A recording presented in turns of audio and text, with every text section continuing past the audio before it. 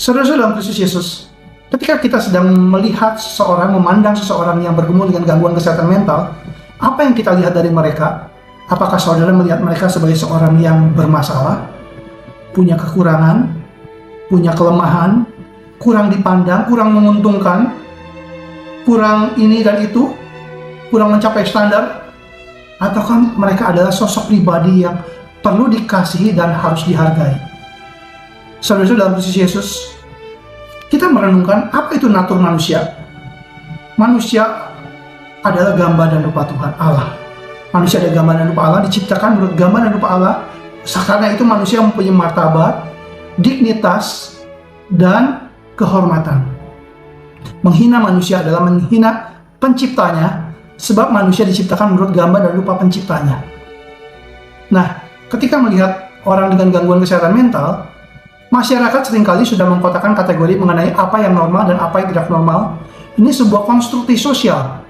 Seorang filsuf postmodern, Michael Foucault, di dalam bukunya Madness and Civilization, memberikan kritik sosial bahwa orang-orang gangguan kesehatan mental, dengan gangguan kesehatan mental, seringkali dijadikan kambing hitam atau scapegoat untuk membuat masyarakat terasa lebih baik.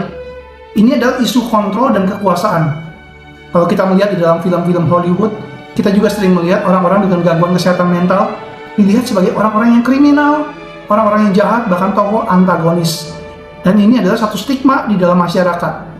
Walaupun ada tetap film-film yang melukiskan seorang seperti Beautiful Mind dari John Nash yang akhirnya memenangkan Nobel ya. Dan ini adalah true story. Tapi seringkali film-film banyak melukiskan orang yang gangguan kesehatan mental dengan penjahat. Dan ini seringkali satu stigma yang tidak benar. Bagaimana kita seharusnya memandang seorang dengan gangguan kesehatan mental? Saya ingin kita membacakan satu ayat di dalam kitab Matius pasal 25 ayat 34-40. Ini adalah terjadi ketika di akhir zaman. Dikatakan seperti ini, dan raja itu akan berkata kepada mereka yang di sebelah kanannya, "Mari, hai kamu yang diberkati oleh Bapakku, terimalah kerajaan yang telah disediakan bagimu sejak dunia dijadikan. Sebab ketika aku lapar, kamu memberi aku makan. Ketika aku haus, kamu memberi aku minum. Ketika aku seorang asing, kamu memberi aku tumpangan. Ketika aku telanjang, kamu memberi aku pakaian.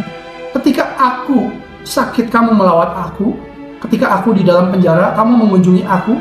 Maka orang-orang benar itu akan menjawab dia, "Katanya Tuhan, bila manakah kami melihat engkau lapar dan kami memberi engkau makan, atau haus dan kami memberi engkau minum? Sebab bila manakah kami melihat engkau sebagai orang asing dan kami memberi engkau tumpangan, atau telanjang dan kami memberi engkau pakaian? Bila manakah kami melihat engkau sakit atau dalam penjara dan kami mengunjungi engkau?" Dan raja itu akan menjawab mereka, "Aku berkata kepadamu, sesungguhnya segala sesuatu yang kamu lakukan untuk salah seorang dari saudaraku yang paling hina ini, kamu telah melakukannya untuk aku." Ini ayat yang luar biasa. Di dalam ayat ini diceritakan bahwa pada akhir zaman, pada saat penghakiman, Tuhan mengatakan ketika kita melakukan pada murid Tuhan yang paling hina, kita melakukannya untuk Tuhan. Teman-teman, bagaimana kita harus memandang orang-orang yang bergumul di dalam masyarakat, yang mungkin tersingkir, atau mungkin dianggap kurang atau marginal di dalam masyarakat? Kita bisa melihat teladan dari Ibu Teresa ya, Mother Teresa, Bunda Teresa dari Calcutta, yang menerima panggilan Tuhan. Tuhan Yesus menyuruhnya untuk menanggalkan jabatan sebagai guru dan fokus berkarya di Calcutta, menolong orang-orang miskin dan sakit. Mother Teresa menjadi perkumpulan atau kongregasi misionaris cinta kasih yang mempunyai misi untuk merawat orang-orang yang lapar, telanjang, tunawisma, orang cacat, orang buta, penderita kusta, semua orang yang orang lain nggak pengen, yang tidak diinginkan, tidak dicintai, tidak diperhatikan seluruh masyarakat, orang yang telah menjadi beban bagi masyarakat dan dihindari semua orang. Dia terinspirasi oleh Tuhan Yesus. Dia melayani orang miskin dan juga orang kusta. Dia melihat mereka bukan sebagai orang yang bermasalah, tapi melihat Kristus, Tuhan Yesus yang ada di dalam diri mereka. Sebagai seorang yang pernah belajar sekolah teologi, saya merenungkan hari ini, perihal ini hari ini. Saya rasa ini ada hal yang biblical. Ini sesuai dengan Alkitab. Kalau kita melihat ketika di kayu salib, kita melihat bahwa dosa kita ditimpakan kepada Kristus dan kebenaran Kristus diberikan kepada kita. ketika Bapa melihat Kristus, dia melihat Kristus, dia dijadikan dosa karena kita, dan kita dibenarkan karena kebenaran Kristus. Ada seperti ada tukar transaksi barter. Dan ketika Bapa melihat kita, dia melihat Kristus di dalam diri kita. Ini adalah doktrin pembenaran oleh iman ya.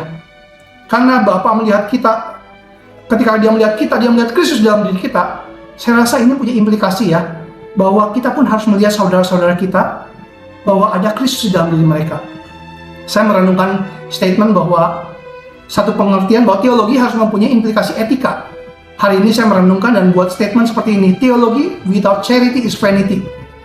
Ini saya percaya bersejalan dengan Alkitab di dalam 1 Korintus 13, pengetahuan tanpa kasih tidak ada faedahnya, tidak berguna seperti gong yang bergemirinci.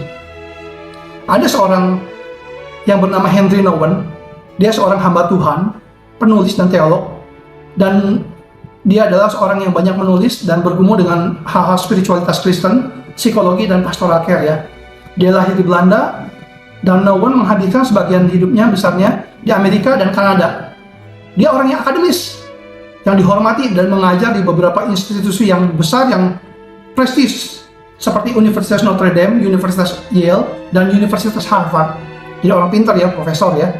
Dia menulis 40 buku yang diantaranya adalah berjudul Wounded Healer.